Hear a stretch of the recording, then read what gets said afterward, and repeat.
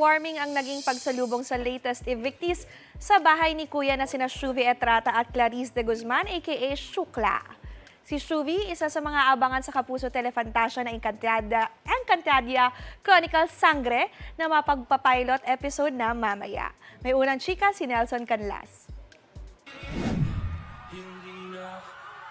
Mula sa loob ng bahay ni Kuya hanggang sa outside world, bumuhos ang emosyon ng latest duo evictee sa PBB Celebrity Collab Edition na sina Shuvi Etrata at Clarice de Guzman aka Shukla.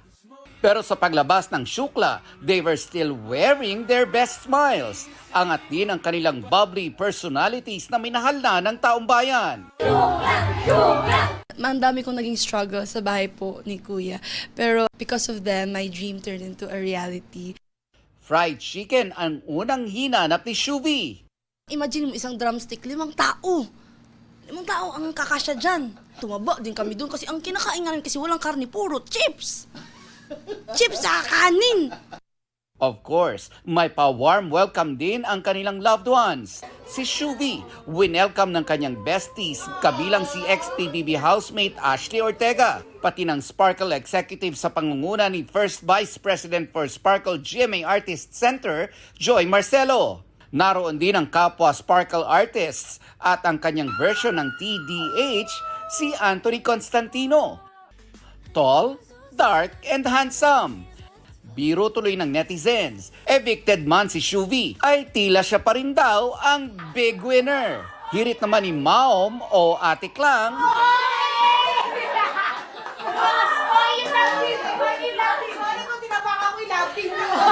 Pero ang island ate ng Cebu di na napigilang maging emosyonal nang makausap via video call ang kanyang pamilya. Ayun, nag-video call po kami kaagad. Nag-sorry ako.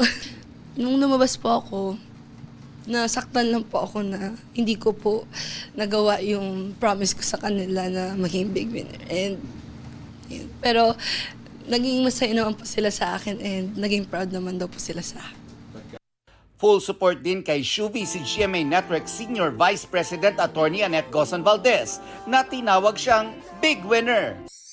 Nawala man si Shuvi sa PBB, mapapanood nyo naman siya sa Encantadia Chronicle Sangre kung saan gaganap siya bilang si Veshdita. I'm very excited. We've been working hard for this 2 years even para po pagandahin ang show na to para sa inyo. Encantadix! Ito ang unang balita. Nelson Canlas para sa GMA Integrated News. Gusto mo bang mauna sa mga balita? Mag-subscribe na sa GMA Integrated News sa YouTube at tumutok sa unang balita.